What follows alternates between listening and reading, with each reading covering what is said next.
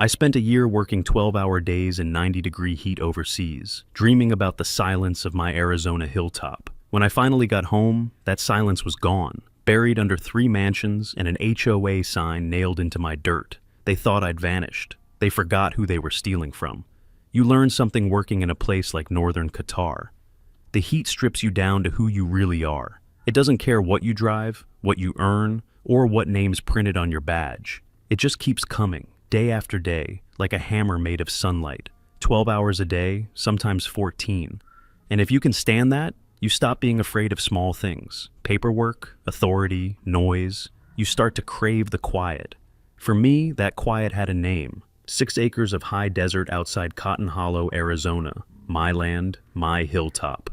That place had a kind of silence that hummed, like an old tune you could feel more than hear. I'd built my porch to face the canyon, so every evening the light fell just right, gold through the mesquite, soft against the ridgeline. When I signed that deed 15 years ago, I made myself a promise. No HOA, no neighbors breathing down my neck, no one telling me how to live. Just sky, dust, and the hum of the wind. By the time my overseas contract ended, I'd been counting the days like a prisoner waiting on parole. When the flight touched down in Phoenix, I rented a battered Chevy Silverado with one headlight dimmer than the other and headed north, windows down, air dry as chalk. The desert sun hit my arm through the glass, and for the first time in months, I didn't mind the heat. That's my kind of heat, the kind that doesn't own you. The drive took 3 hours, same as always, highway, then blacktop, then gravel. After that, it's just dirt. The kind of dirt that sticks to your boots and stays there. Every turn felt like muscle memory. I knew each bend, each mesquite tree leaning into the wind, each worn fence post that still stood guard like a soldier from another time. I didn't have a reason to expect anything strange. Before I'd left, I'd done everything by the book, filed travel notices with the county, hired a monitoring service, shut off the power, locked the well, even taped a laminated sign inside the window. Temporary absence, not abandonment. I'd watched too many people lose what they built because they trusted systems to protect them. I wasn't about to be one of them. So when I rounded the last bend and saw the ridge rising up ahead, my chest tightened the way it always did, half pride, half relief. The hill looked the same, bleached gold under the sun. For a second, I could almost hear the creak of my porch swing, the whisper of dust in the wind. Then I saw it, a flash of wood. A shape that didn't belong. At first I thought it was a mirage, the kind you get after driving too long in heat shimmer, but it wasn't. A fence, a new one, tall, fresh-cut cedar, running where my old split-rail fence had been. And behind it, rooftops, 3 of them, fresh stucco, pastel paint, tile roofs gleaming like they had been imported from Scottsdale. I eased the truck to a stop. The engine idled, slow and steady, while my mind tried to make sense of the sight. There, beyond that fence, stood my house, small, square, built with my own hands. Except now, it looked like a ghost. A forgotten relic surrounded by strangers. I stepped out of the truck. The wind hit me, carrying the faint hum of air conditioning units and the soft clink of wine glasses. There were people sitting on porches, on my land, sipping drinks, talking, laughing, as if they had always lived there, as if they belonged. Then my eyes caught the sign bolted to the new gate. Stone Ridge Circle, HOA, private access, members only. For a moment, I didn't breathe. Then I did the only thing I could. I started walking toward it, boots sinking into the dust I'd known all my life, a low burn rising in my chest. I wasn't confused anymore, not really. Shock had a short half-life in me. This wasn't confusion, this was insult. Whatever waited past that gate, whoever thought they could build walls on my soil, they just declared war. And they didn't even know it yet. I don't remember turning off the engine. One second, I was sitting there gripping the wheel. The next, I was standing beside the truck, the heat crawling up through my boots.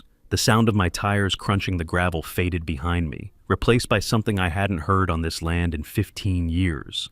Voices. Laughter. The kind that didn't belong here. A pair of lawn chairs sat on a brand new porch 20 yards inside the fence. 2 people, mid-40s, wine glasses in hand, looked up when they saw me. The man raised his brows like I was the stranger.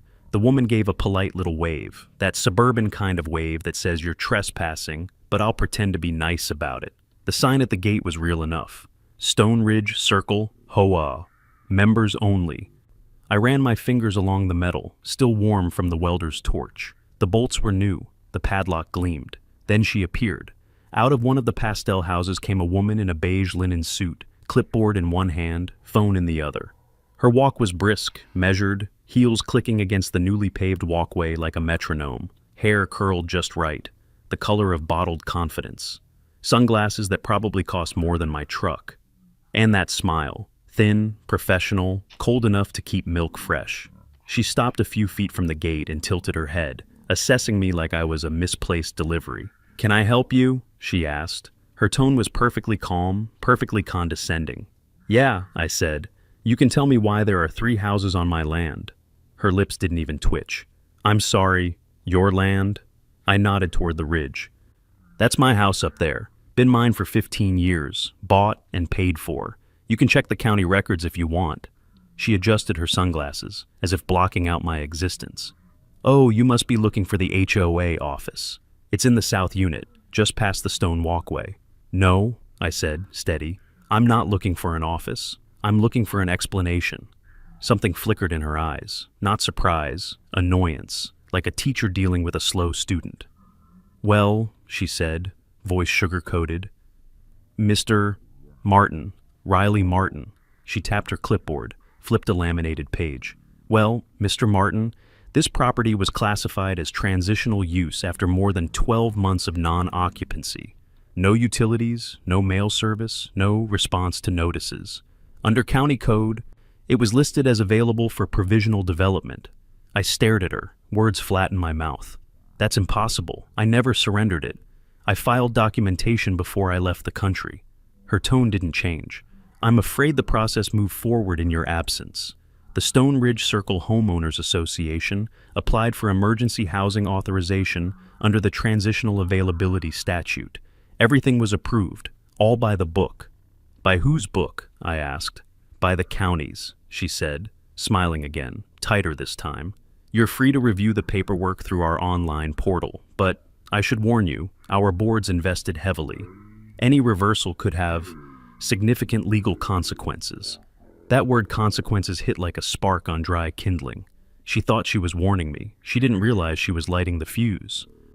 "Let me get this straight," I said slowly. "You built over my fence line, hooked into my utilities, and locked my gate, and you think I'm the problem?" She clasped her hands neatly over the clipboard. "Mr. Martin, I understand this is upsetting, but you have to see it from the community's perspective. The land was vacant. We've improved it. We've added value." "Value," I repeated. "To who?" Her smile sharpened. "To everyone who matters." For a long moment, neither of us spoke. The desert wind moved between us, dry and silent. A hawk circled above the ridge, my ridge, casting its shadow across the fence line. Then she extended her hand. Perfect nails, perfect arrogance. "Karen Holdridge," she said, "president of the Stone Ridge Circle HOA. Welcome to the neighborhood, neighbor." I didn't take her hand.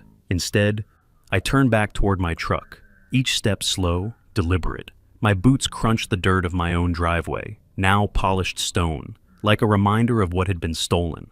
When I reached the door, I looked once more at the sign on the gate. Private access, members only. Under my breath, I said it out loud. Not anymore. Then I got in, started the engine, and drove the perimeter road that used to be my fence line. The land was still mine under the skin of all their fresh paint and asphalt. I could feel it. Every dip, every slope. They might have paved over the surface, but underneath it still breathed me. And I knew, before I hit the main road, before the dust even settled behind me, this wasn't confusion. This wasn't misunderstanding. This was a takeover, and I'd just declared war right back. I didn't sleep that night.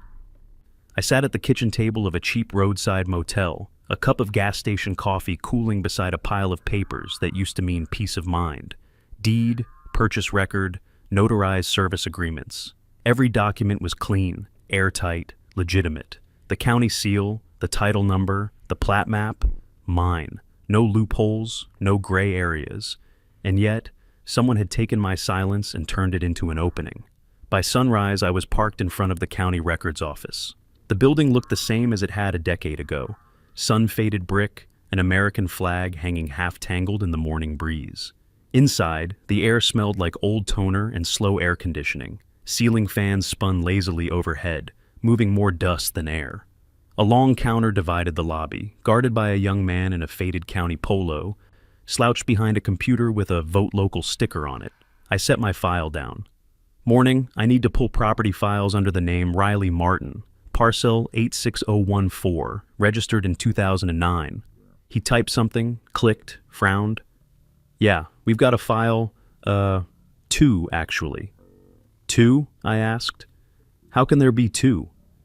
He turned the monitor toward me. One's your original ownership record. The other's a transitional claim filed about 9 months ago. That word again, transitional. My stomach went cold. Filed by who? He scrolled, squinting at the screen. Looks like Stone Ridge Circle Homeowners Association, signed by a Karen Holdridge. I leaned in closer. On the screen was a scanned form. Statement of intent to vacate and forfeit. Date stamped 11 months ago. Under signature of owner, my name, Riley Martin, scribbled in a handwriting that wasn't mine. My jaw locked so hard it ached. That's not my signature. The clerk shrugged, palms up. It went through. There's also a digital affidavit referencing discontinuation of property upkeep and mail suspension as supporting evidence. That's how they justified the transfer to provisional use. Transfer, I repeated slowly, not ownership? He nodded. Technically no, but once they start construction, provisional rights escalate under development law. He said it like reading a weather report, like it was nothing. I stared at the screen, and then I saw it. The second signature. Co-signer, Gerald Martin, my father's name, the man who died 7 years ago. My throat closed. Who signed that? The clerk looked confused. Says here, notarized by Leonard Pierce. I forced the words out. He's been retired for 5 years. The clerk blinked. Well, that's odd. Yeah, I said quietly. Odd. He looked uneasy now, maybe sensing something beyond paperwork. Look, I just pull records, he said, but that's pretty messed up. Print me copies of everything, I said. Every page tied to that transfer. Include timestamps, signature data, metadata, if you've got it. Sure thing, he said, clicking through menus. The printer behind him started to whine and spit out sheets of thin paper, one after another. Each page sounded like a nail being driven into something I used to trust. When he handed me the stack, it was heavier than it should have been. Fraud has a weight to it. You can feel it in your hands. I walked out into the sunlight, the papers tucked under my arm, and for a moment just stood there on the courthouse steps. The heat hit me full in the face, but it didn't burn. It steadied me. My hand shook once, just once, and then stopped. Not fear, not weakness, just the body recognizing what the mind already knew. This was war by paperwork, and I'd spent a lifetime learning how to fight in worse places.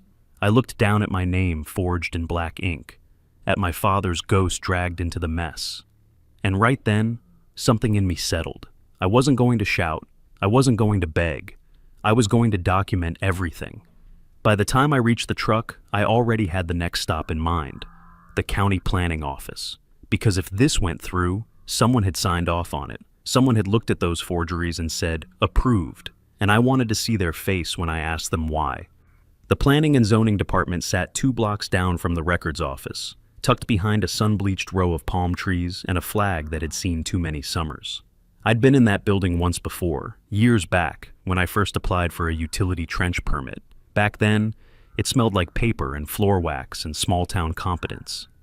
That smell was gone now. Inside, the air felt still. A receptionist looked up from her desk, her nameplate reading Marla. She smiled the way people do when they already plan to say no. Morning, I said, setting my folder down. I need to review zoning permits issued for parcel 86014, filed under my name or any provisional claimant. Her hands paused above the keyboard. Parcel number again? I repeated it. She typed. Her screen flickered blue, then green, then her eyebrows lifted just slightly. Oh, she said. That parcel was part of a provisional authorization last year. Temporary administrative housing, correct? That's what they're calling it, I said. I want to see the file. She hesitated, then picked up the phone. "You'll want to talk to Supervisor Sharp. He approved that one." "Perfect," I said. "Is he in?" She looked uncomfortable. "He's currently on leave." "How long's he been out?" "About 3 weeks." I waited. "Any chance of speaking to whoever signed off for him?" Her fingers fluttered nervously. "We can't discuss personnel status, sir." I leaned in slightly, not aggressive, just steady. "I'm not asking about personnel. I'm asking how 3 homes got built on private land without a single public notice. That's a legal question, not a personnel one." Her eyes darted to the hallway behind her, then back. "Would you like me to request the file digitally?" "I'd prefer it printed," I said. "All of it." She sighed, clicked through menus, and the printer started humming. The sound filled the lobby, page after page sliding into the tray. When she handed me the stack, I could already see what I'd come for. Sharp's name, his signature, and a stamp that didn't belong. Every permit, every authorization, every emergency housing exemption carried his approval. But the dates didn't make sense. The first permit was stamped February 14th. The construction photos I'd seen, on drone footage later, would show bulldozers breaking ground 3 months before that, meaning the permits were backdated to cover what was already built. "Marla," I said quietly, "do you usually issue construction approval before public notice?" Her mouth opened, then closed. "All proper steps were followed," she recited. "Sure they were," I said, gathering the pages. "In someone's version of proper." I stepped outside into the afternoon glare, the folder heavy in my hands. The sun hit hard, but my thoughts were colder than the tile floors inside. If the permits were fake, Sharp's leave wasn't a vacation. It was damage control. Someone higher up had realized the paper trail wouldn't hold. I drove straight to the property lines, needed to see it with my own eyes again. The closer I got, the stranger it felt. New asphalt roads had been poured where dirt paths used to be. The electrical poles I'd installed myself years ago, painted over, numbered, folded into a grid that wasn't mine. Even the soil looked changed, graded, flattened, engineered for someone else's vision. They hadn't just built houses, they'd rewritten geography. At the edge of the new development, I stopped at what used to be my mailbox. It was gone, replaced by a sleek metal unit with HOA branding. I stared at it, jaw tightening. A delivery van pulled up beside me, the driver rolling down his window. "You waiting for mail?" he asked. "Not anymore," I said. He laughed like it was a joke. "Well, this box goes to Stone Ridge Management Office now, downtown Phoenix, forwarded mail and all." I watched him drive off, dust trailing behind. That meant every letter, every legal notice, every certified warning had gone straight to them first. They hadn't just stolen my land. They'd intercepted my voice. I sat there for a long minute, the sun crawling higher, the pages of Sharp's approvals fluttering in the passenger seat. A forgery could be fixed, but this was infiltration. They had connections, they had signatures, they had infrastructure, and they'd used all of it to make me disappear, on paper. The thought settled deep, like a nail driven into oak. This wasn't an accident, it was a plan.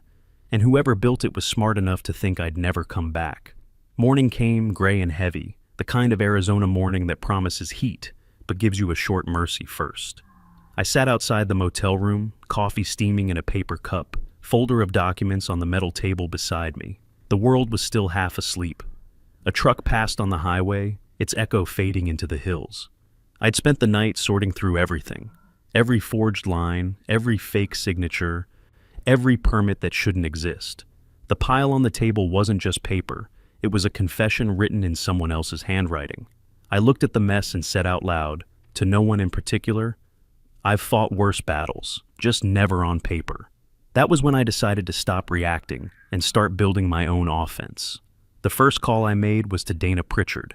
I'd worked with her years ago on a contract dispute between a contractor and the Army Corps of Engineers. She wasn't cheap, but she was the kind of lawyer who made bureaucrats flinch when they saw her name on a letterhead.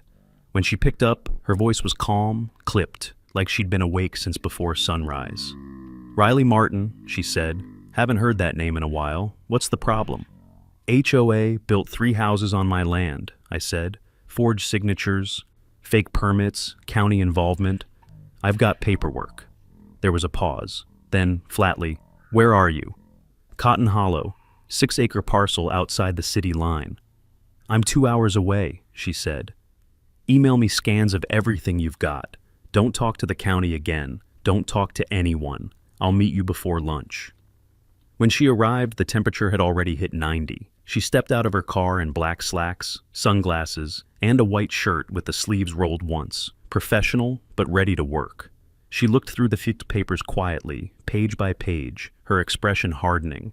Finally, she said, I've seen greedy HOAs. I've seen sloppy zoning, but forging a dead man's signature? She looked up at me. They're finished. That was the moment I knew I wasn't alone. Dana didn't waste time. Within the hour, she had her laptop open, pulling property statutes, county codes, and precedent cases. She made a list of what we'd need: forensic signature analysis, digital trace of the permits, server logs from the planning office. Then she asked, You still have that cyber guy you worked with overseas? The one who tracked the contractor leaks? I smiled for the first time in 2 days. Leo Barden, Flagstaff now, runs a private investigations outfit. Call him, she said. He'll be our eyes in the wires. When Leo picked up, I could hear typing in the background. He didn't even hesitate. Send me everything, he said. Full copies, raw metadata, screenshots. I'll dig where they think no one's looking. That was Leo, sharp, fast, zero drama, the kind of man who trusted code more than conversation. By that afternoon, Dana had already filed a preliminary injunction, an official notice to freeze all activity on the parcel pending investigation. It wouldn't stop them forever, but it would slow them down. We both knew time was our enemy. The longer those houses stood, the more legitimate they'd look. Before sunset, I made one more call. This time, to someone who didn't work with code or statutes, Angela Dominguez. Retired NYPD, private investigator, 2 medals, and a reputation for making people nervous just by walking into a room. She'd helped me once track down stolen equipment on a project site. Angela, I said when she answered, you ever heard of a homeowners association stealing property? She laughed, a low, gravelly sound. Honey, I've heard of them stealing peace of mind, but land? That's new. Then you'll like this case, I said.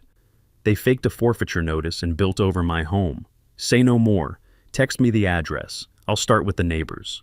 When the sun went down, I stood outside the motel, phone warm in my hand, listening to the hum of insects and the far-off whine of highway tires. The team was set. Dana with the law, Leo with the code, Angela with the streets, each one a different kind of weapon. And me? I was the reason to use them. The night wind carried that dry desert smell, dust, sage, and inevitability. Somewhere out there, behind their new fences, the HOA was sipping wine and sleeping soundly, certain that the man they'd erased was gone for good.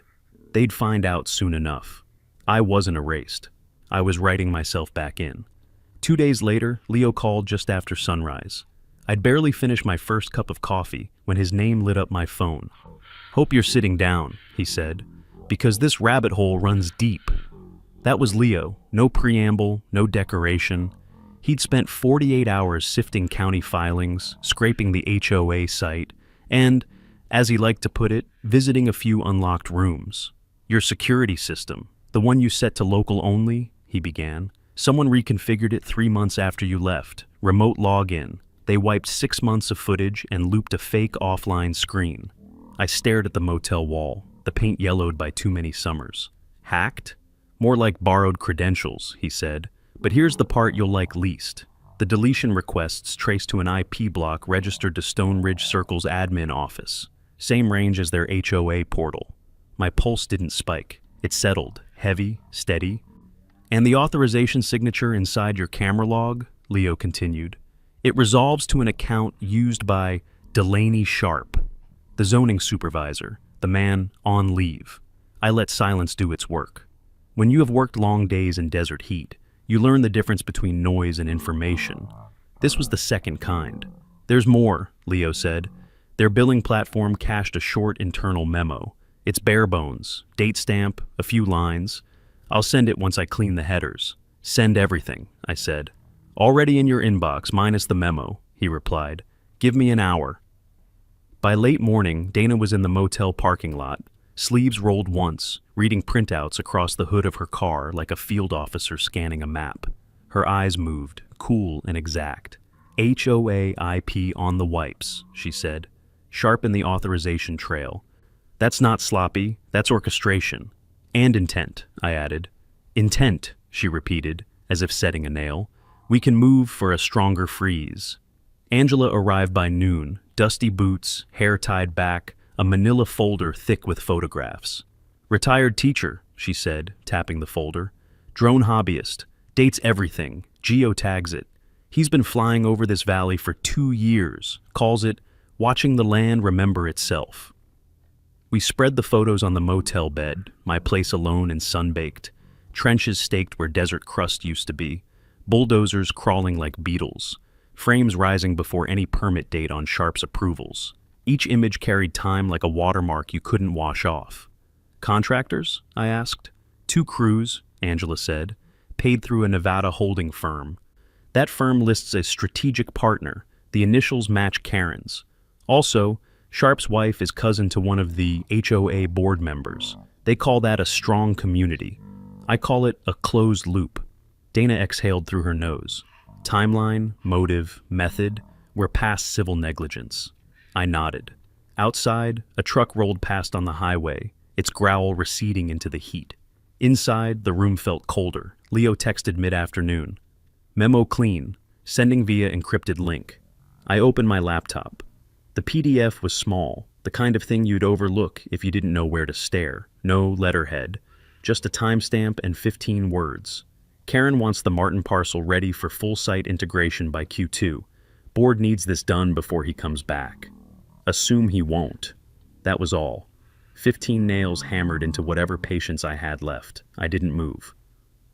Didn't speak. The motel air conditioner rattled in the window, blowing lukewarm air. Outside, the desert was unusually quiet. No wind, no insects, just the sound a place makes when something has shifted. Anger changes with age. At 20, it's loud, a summer storm that throws chairs. At 40, it turns quiet, focused. It stops shouting and starts aiming. I printed the memo. The page slid out warm. I set a fingertip on the last line and read it once, then again, until the ink felt carved, not printed. Assume he won't. I laughed once, dry, without humor. If they believed distance could erase ownership, they'd mistaken silence for surrender. Dana read the memo and didn't smile. Intent in writing, she said. We fold this into the injunction and prepare the criminal referral. We don't swing wildly, we drive straight. Angela leaned on the doorframe, arms crossed. That line isn't just arrogance, she said. It's a schedule. They planned around you not existing. Then we reschedule, I said. The rest of the day turned into logistics.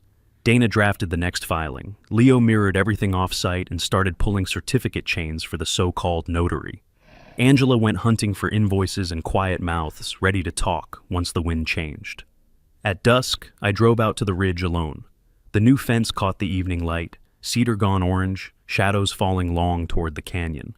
My house sat where it always had, stubborn, square, a landmark to my own memory. Down the slope, the pastel houses preened like polished lies. Somewhere out of sight, a sprinkler hissed over decorative stone where soil used to breathe. I walked the fence line to the corner where my marker should have been. It had been replaced by a bright orange stake, parcel 14B. Mine was 14A. 1 letter. That's all it takes to make a lie look official. I crouched, brushed grit off the stamped numerals, and said it softly to the wood, to the dirt, to whoever keeps a record no paper can overwrite. This is still mine. Back at the motel, close to midnight, the neon from a vacancy sign flickered like a tired heartbeat. The email from Leo pinged again. Redundant copies, chain of custody notes, a short line. All archived, their portals sloppy. I'll have board chat logs by morning. I didn't answer. I sat with the memo under the lamp and let the quiet do its work. The anger didn't flare, it clarified. I thought of the months overseas, 12-hour days in 90-degree heat. The kind that strips excuses from a man and leaves him with whatever backbone he's got. That heat taught me something I had nearly forgotten. Survival isn't volume, it's endurance, preparation, and the will to outlast someone else's convenience. They had money, they had contacts, they had paperwork that wore a polite smile. I had the land, I had time. And now I had their words. By morning, Dana's draft was ready. Expanded injunction, notice of intent for criminal referral, exhibits labeled in a list that read like a confession, written by a dozen hands, forged affidavit with a dead man's signature, digital notarization without a proper certificate chain, IP logs from a fiber line registered to the HOA, camera deletions by Sharp, drone images predating permits, the memo that assumed I was a ghost.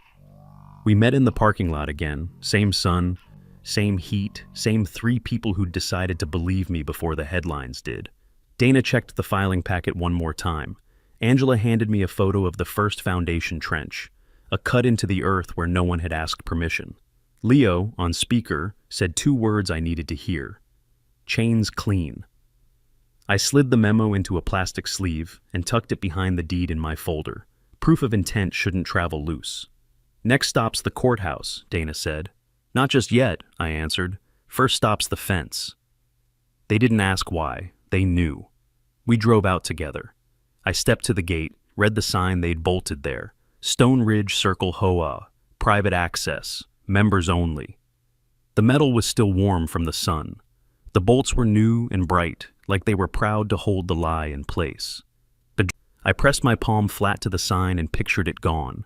Then I stepped back, breathed once, and felt the plan click into its tracks. Steady, silent, inevitable. They wanted this quiet. They were about to get the opposite. When you've worked long in hostile heat, you learn to make time your ally. You pace the day, ration the water, move when the sun gives you an edge. Paper wars are no different. You file when the clock hurts them most. You speak when silence has boxed them in. You let their words trap their feet. I tucked the memo back into the folder, the plastic sleeve whispering as it closed. The desert wind lifted, just enough to move the mesquite. Somewhere over the ridge, a hawk turned a slow circle, carving its line in the air like it owned the map. I looked at those houses, their glass, their tile, their perfect lines, and felt nothing like hate. Hate is loud, wasteful. I felt something leaner. They had assumed I wouldn't come back. They would learn what assumption costs. Let's go, I said. We left the fence behind us and drove toward the courthouse, sun bright in the windshield, the day already shaping to the work ahead. The engine's hum sounded like resolve. It wasn't vengeance, it was arithmetic. You forge one signature, falsify one permit, erase one man, and sooner or later, the sum comes due. The mediation room smelled like stale coffee and new carpet, a neutral space chosen exactly because it gave nothing away. The law office in Sedona had one long conference table, chairs that made polite squeaks when you shifted, and a wall of frosted glass that let light in but kept the world out. Cameras were allowed, but the mediator warned about decorum and civility. This is about resolution, she said, smiling like a person who had never had to worry about whether a signature was real. When I walked in, Karen was already there, perfect suit, hair in place, posture like a queen who expected to be bowed to. Her attorney sat to her left, a man with a practiced smile and a tie that matched his shoes. Greg the dentist, someone I'd later learned liked to talk on the radio, sat stiffly behind them, pretending to read a newsletter. Dana sat across from me with a tablet open and a pen ready. Leo had wired audio equipment into his coat and sat toward the corner with an expression that said he would rather be anywhere but here, but that he wouldn't miss this for anything. Angela hovered near the doorway, her presence a quiet warning to anyone thinking of making a move after hours. The mediator said the usual niceties. Let's try to be reasonable. Let's find common ground. They all nodded. In my head, I'd already mapped the whole room into pieces. Karen's confidence, her lawyer's posture, Greg's impatience. Everything a person shows is as useful as what they hide. I chose to play tired. That's the advantage of being older. You know how to wear exhaustion without showing weakness. I leaned back, let my shoulders drop, and spoke in a steady, low voice.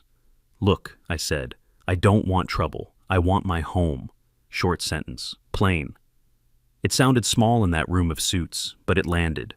Karen smiled that same thin smile. We believe the property to be unused, she said. The board followed county procedure. We acted in good faith. Dana's finger tapped the tablet, slow and deliberate. Good faith requires truth, she replied. There are documents that suggest otherwise. Karen's lawyer opened his mouth, then closed it. He was waiting for me to overplay my hand, for me to get loud and undignified. They were used to people shouting when cornered. It made for pleasing television. I let them think I might be that kind of man.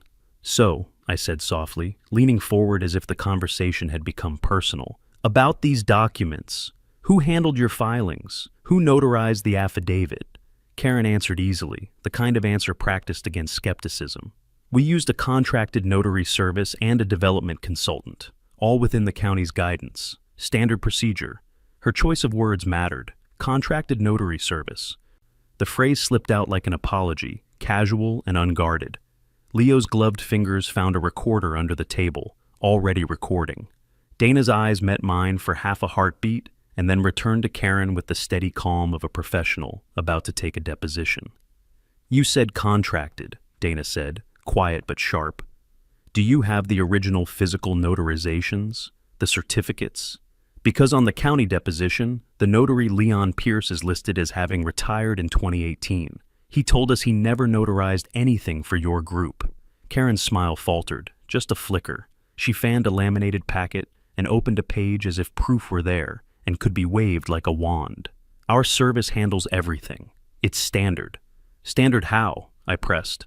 My voice was flat, but the question had teeth. Is Standard a county-registered notary with a current commission, or is Standard a person you pay to sign documents and move things through the system?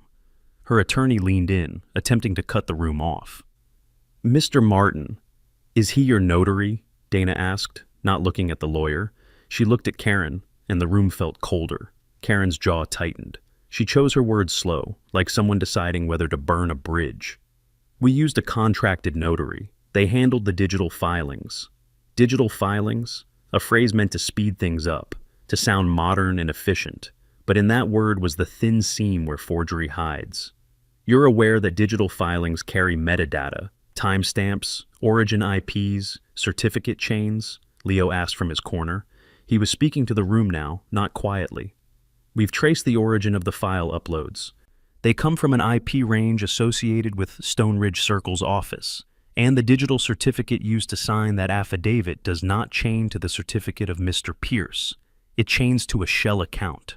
A ripple went through their group, gasp, quick and soft. You're accusing us of fraud, Karen snapped, but her voice had the brittle edge of someone frantically checking a story that might be true. I'm stating facts, Dana said. We have the documents and the logs. We have drone footage of construction before the permit. We have the memo that says, assume he won't come back. We're asking for transparency, or we will take this to court. The mediator raised a hand. Please, let's avoid threats. She looked at me like she wanted this to be a small neighborhood spat, not a criminal matter, but the room had already changed. The air had been shifted by a single admission, contracted notary, and a recording starting at the rhythm of how people confess when they think the room will protect them. Karen scribbled something on her clipboard, her fingers a little unsteady. By the time the session broke for a 10-minute recess, I had what I needed. Karen had said enough to establish a pattern. Her lawyer looked defeated in a way lawyers rarely look when they think they've won. Leo had the IP ranges captured, the mediator had been forced to note objections on the record, and Dana had quietly recorded the session. We walked into the hallway as if nothing had happened. Angela winked at me and said, "They're rattled." I felt a cold satisfaction, not joy. Satisfaction is a quieter thing. Back in the car, I let the engine hum and the air conditioning cool my face. The desert light was hard, but inside me a plan was taking shape, precise and clean. They wanted a conversation. I'd given them one. They'd given me answers when they thought civility would keep them safe. For the first time since I'd found that fence, the sense that the tide could be turned moved from possibility to plan. They'd made a mistake, one I intended to exploit, with the patience and discipline the heat had taught me. The courthouse smelled like polished wood and old paper, the sort of smell that makes people speak in measured tones. The hearing room filled quick, reporters, neighbors, 2 camera crews that had somehow found their way in, and a scattering of face in the gallery who'd shown up out of curiosity or kinship or both. I felt my boots on the courtroom floor, solid, familiar. The room had a rhythm. You learn to listen to it, the hush before someone speaks, the rustle of papers, the way a judge's gavel punctuates truth.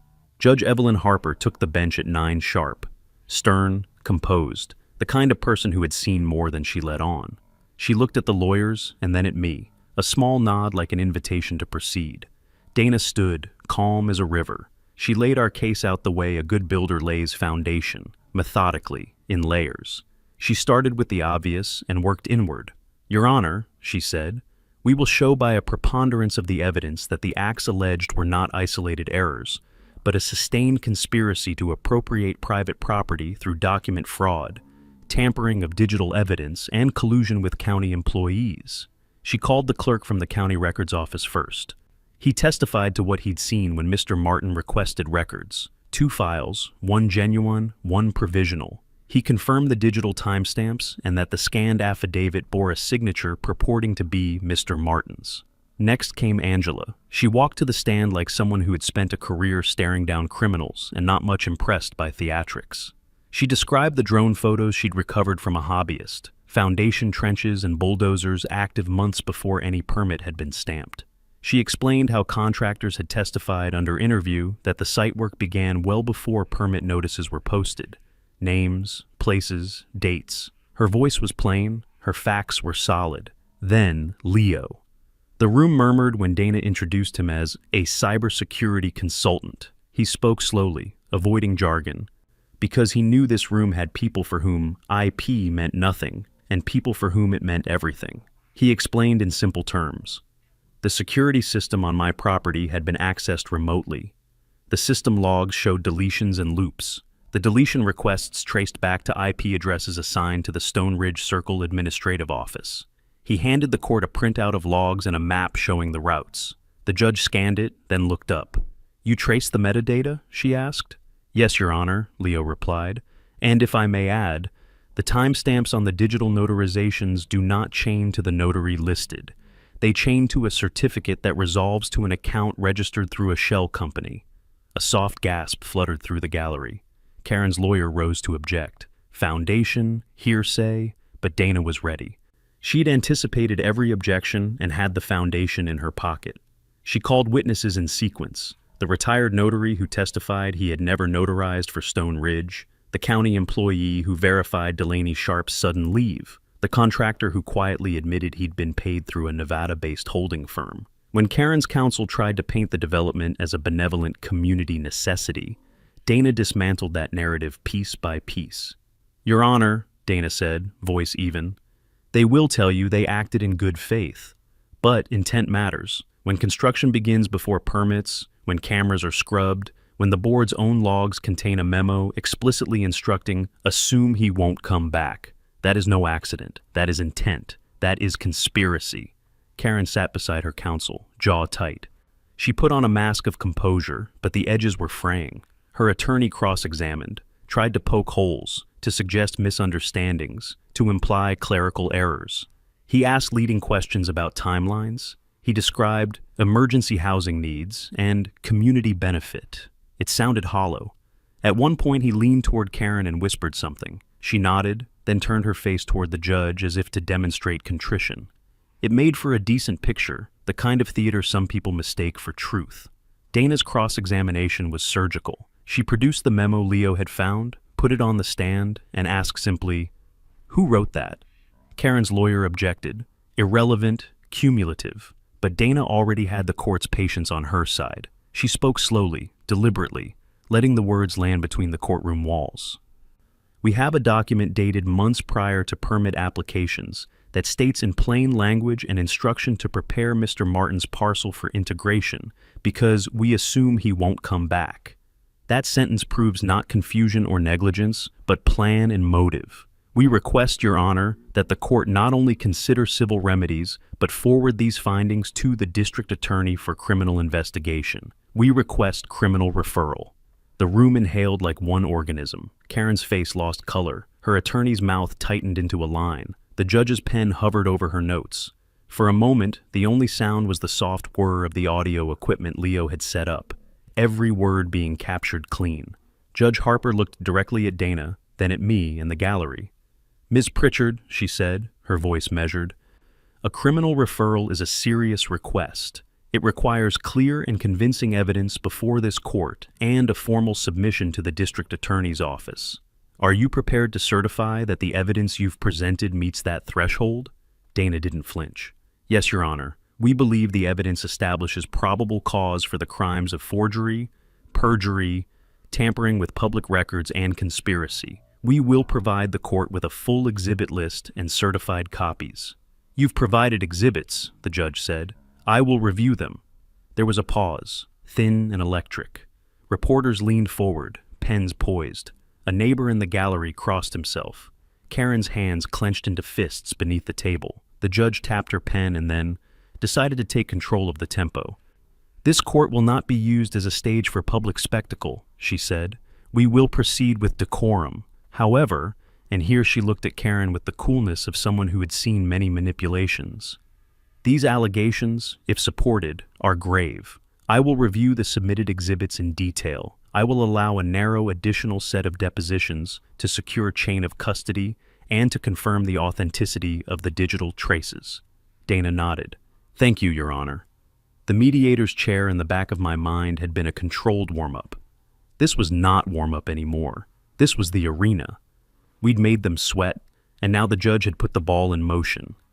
As the morning session adjourned for a short recess, the courtroom buzzed. Cameras swiveled to capture Karen's face. Reporters scribbled. In the hallway, neighbors asked questions into recorders. Some thanked me with small, awkward handshakes. I felt none of the performance. I felt only a cool, steady resolve. We had asked for criminal referral in open court. Whether the DA would pick it up, that was a separate fight. But the judge had not dismissed the request. She had not waved it away. She had ordered further depositions and a careful review.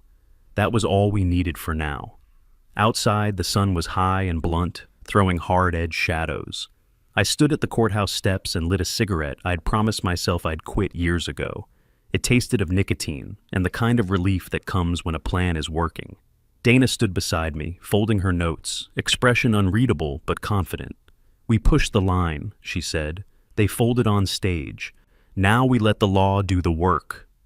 I watched Karen leave the courtroom, escorted by her attorney, shoulders squared but eyes not meeting mine. The look she gave me was not one of defiance now, so much as calculation. Someone tallying losses and looking for a way to trade. Inside my pocket, my phone buzzed. Leo's message. Hold tight. I've archived everything. I'm moving copies off-site. I pocketed the phone. The fight was no longer personal in the way it had been the day I found that fence. It was public. It was procedural. It was loud in all the places the HOA had tried to make quiet. And for the first time since I'd touched down in Phoenix, there was a feeling I'd missed. The sound of momentum starting to turn in my favor. 2 weeks later, the courthouse was packed again. Word had spread. Neighbors, reporters, even a few law students who wanted to see what happens when a small-town HOA bites off more than it can chew. The hallway smelled like coffee and nerves. Everyone spoke in low voices, as if the outcome was already heavy in the air. I took my usual seat beside Dana. Leo sat 2 rows back, laptop open, headphones around his neck. Angela stood near the door, arms crossed, scanning the crowd like she was back on patrol. Across the aisle, Karen Holdridge sat perfectly still, dressed in navy, posture flawless. If you didn't know better, you'd think she was the one presiding. Her lawyer flipped through papers with nervous energy. He knew what was coming. She just didn't believe it. Judge Harper entered right on time, gavel echoing once. This hearing concerns the disposition of property claims and any referral arising from prior testimony, she said. The court has reviewed the submitted exhibits, digital evidence, and witness depositions. Her tone was flat, almost kind. That was worse. It meant the decision was already written. Dana stood. Your Honor, before ruling, we'd like to submit one supplemental exhibit, verbatim transcript from the recorded mediation session where Ms. Holdridge acknowledged use of a contracted notary service in connection with digital filings. Karen's attorney jumped up. Objection. That session was meant to be confidential. Overruled, Judge Harper said. The confidentiality clause does not extend to statements made in furtherance of fraud. That line hit like a gunshot. Dana slid the printed transcript to the clerk. The judge read it silently, lips moving once over the words. Her expression didn't change, but something in the room did. The hum of air conditioning seemed louder. The pen tapping in the back row stopped. Finally, Judge Harper set the papers down. Ms. Holdridge, she said, voice even, You've argued that your actions were the result of administrative error and community initiative. The evidence shows otherwise. Karen's face stiffened. The corner of her mouth twitched. The court finds, the judge continued, clear and convincing evidence of intentional misrepresentation, document forgery, tampering with public records, and abuse of zoning procedure by the Stone Ridge Circle Homeowners Association, acting under your direction. The courtroom was silent, except for the soft sound of someone exhaling. Effective immediately, Judge Harper said. This court restores full title and property rights to Mr. Riley Martin. The structures built on his parcel are deemed unauthorized and shall be vacated within 15 calendar days. The HOA is further ordered to compensate Mr. Martin for damages and misuse of utilities. In addition, this court will forward all exhibits and testimony to the District Attorney's Office for criminal investigation into the conduct of Ms. Holdridge and all complicit parties. Dana closed her binder softly. Leo looked up from his screen and nodded once. I just sat there, staring at the wood grain of the table, breathing in the quiet after the storm. Then the double doors at the back opened. 2 sheriff's deputies walked in, uniforms crisp, boots polished, faces unreadable. One stopped beside Karen's table. "Ms. Holdridge," he said, "you're under arrest for suspected fraud, perjury, tampering with public records, and conspiracy to defraud the state. Please stand and place your hands behind your back." For the first time, she looked human. Eyes wide, mouth opening slightly as if to protest, but no sound came out. Her attorney whispered something frantic. She didn't move. The deputy repeated himself, tone firmer this time. Karen stood, slowly, every inch of it reluctant. They cuffed her in front of everyone. The click of the metal was louder than it should have been, echoed against the walls, sharp and final. Greg the dentist, sitting 2 rows behind her, put a hand over his face. Someone in the gallery gasped. The judge didn't look up. As the deputies turned her toward the door, she glanced at me. It wasn't anger. It wasn't even hate. It was disbelief, the look of someone who had built their world on lies and finally saw it collapsing. I didn't say a word, didn't need to. She walked out flanked by law and silence. The courtroom door shut with a heavy thud that felt like punctuation. After that, everything sounded distant, papers rustling, people murmuring, footsteps leaving. Dana gathered the files and turned to me. "That's that," she said softly. "Not yet," I replied, "but close." Outside, the sun hit like a forge. The courthouse steps shimmered in the heat. Reporters swarmed, microphones waving, questions flying. How does it feel to win? What will you do next? Do you plan to rebuild? I said the only thing worth saying: I'm going home. That evening, I drove out to the ridge alone. The fence was still there, but it didn't look menacing anymore, just wood and wire, something that could be taken down. My house stood waiting, same porch, same wind through the canyon, same stubborn silence. But the 2 new houses sat there too, beautiful in their wrongness, and I thought about what to do with them. Demolishing them would have been satisfying, but short. Keeping them meant something different. It meant turning their arrogance into my reward. So I kept them, renovated one, rented the other, called it the house that HOA built. Bookings filled fast. People wanted to stay where justice had a postal code. 2 months later, I watched the sunset from my porch again. The land was quiet, no lawyers, no fences, no trespassers, just me and the hum of cicadas and the slow exhale of a place finally breathing right. Sometimes people drive up just to see it. They ask, "Is it true? Did they really build on your land?" I tell them yes, and that now the HOA pays me rent. They always laugh, but I don't, not really. Because the truth isn't funny, it's heavier than that. It's the sound of a gavel echoing through a room full of lies. It's the click of a handcuff closing on someone who thought she'd never hear it. And it's the silence after, when justice finally, quietly, comes home. The world moves fast after a verdict. Papers file themselves. Reporters find new stories. People shake your hand, call you inspiring, and move on to dinner plans. But the land doesn't move fast. It takes its time remembering who it belongs to. Karen Holdridge's name was on every local headline for a week. HOA president arrested for land fraud. Judge refers case for criminal prosecution. The words looked good in print, but I didn't feel any triumph when I read them. Just quiet confirmation that the system, slow, rusty, reluctant, had still managed to work. The district attorney filed charges within 10 days: forgery, perjury, conspiracy, and fraud. Her co-conspirators, Sharp from zoning, Greg the dentist, and 2 board members, were all listed in the indictment. The HOA froze its accounts, and within a month, the organization itself voted to dissolve. The same people who once told me I wasn't part of the community now stood in line to sign dissolution papers. Funny how fast principles fade when the lawyers start billing by the hour. I didn't attend the sentencing, didn't need to. The law would finish what it started. Karen's kingdom had already fallen. The rest was paperwork. I spent those weeks cleaning the property, tearing down the HOA signs, restoring my fences. The workers I hired were local, good people who remembered my grandfather's name, who still called me Mr. Martin out of habit. Together we pulled out the stakes, repainted the markers, reconnected the old well line. Each nail I drove into that wood felt like punctuation, final and solid. When the utilities were restored, I walked through each of the houses they'd built. They were beautiful in a sterile sort of way. Open-plan kitchens, stone counters, polished floors that had never known dust or work boots. They didn't belong to the desert. So I changed that. I stripped out the cheap modern trimmings and replaced them with something honest. Reclaimed pine, rough plaster, handmade tile.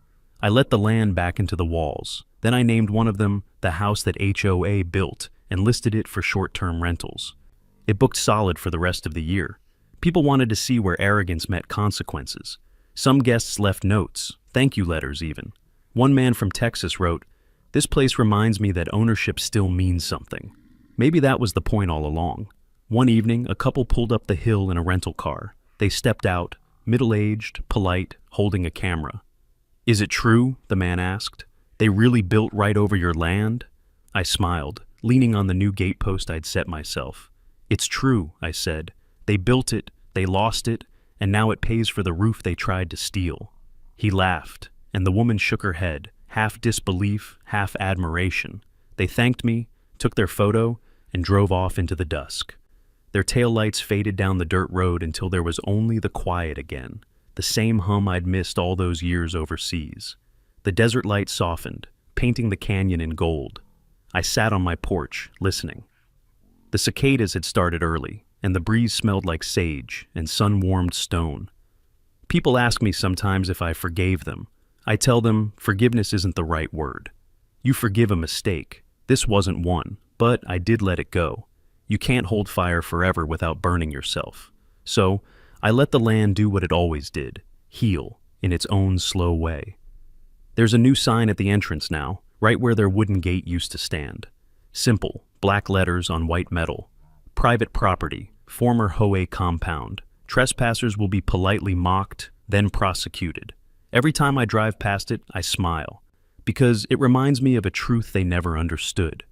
You can fake signatures. You can forge maps, but you can't counterfeit belonging. This land knows who it belongs to, and so do I. When all the noise fades, the lawyers, the hearings, the interviews, what you're left with is the sound of wind moving through dry grass. That's the sound of Arizona when it's at peace, and that's the sound I came back for. I used to think property was just paper, names, boundaries, numbers, but it's more than that. It's where your memories live. It's the sound of boots on old floorboards, the smell of cedar when rain finally hits dry soil, the echo of a voice that isn't around anymore. It's the proof that something in this world still belongs to you and that you belong to it. They tried to take that, not with guns, not with force, but with signatures, with process, with polite words dressed as authority. And that's the part that stings the most, because theft that wears a smile is harder to see coming. I think about that sometimes, about the way they spoke with certainty, about how easy it was for them to believe paperwork could outweigh truth. But paper burns fast, land endures, people still stop by. Some ask if I'd ever sell, others just want to see the place where the HOA fell apart. They expect anger in my voice when I tell the story, but there isn't any. Just a kind of peace that comes from walking through fire and finding out it didn't burn you down. It burned away what didn't matter. Dana still checks in sometimes, sends updates on other cases she's taken. Leo keeps digging into the dark corners of county databases. says this kind of thing happens more often than people think. Angela retired for real this time. She sent me a postcard that just said, "Don't let the quiet fool you." I smiled when I read it. The quiet doesn't fool me. It reminds me who I am. At dusk, when the sun drops behind the canyon and the light turns copper, I sit on the porch with a cup of coffee, sometimes whiskey, and watch the land fade into shadow. The new houses stand down the slope, repurposed and honest now. My house stands the same as ever, stubborn, like it's waiting for me to finally stop fighting and just be still. And I do. I let the quiet come back. If there's one thing I've learned, it's this. You don't protect what's yours by shouting the loudest. You protect it by knowing its worth, by standing your ground when no one else will, by documenting every inch of truth until the lie runs out of room to breathe. That's what I did. And in the end, the truth stood taller than the fence they built around it. So when people ask me now why I didn't just move on, why I didn't sell, why I went through all that trouble, I give them the same answer every time. Because silence isn't surrender, it's strategy, and some things are worth the wait. The desert taught me that. The heat taught me that. And this land, this stubborn, sunburned hilltop, reminds me every single day that freedom isn't a gift, it's a habit. You defend it, or you lose it. The cicadas start again, and the air smells like rain coming in from the south. I close my eyes, listen, and smile. The silence hums like it used to, and for the first time in a long while, it feels like home again.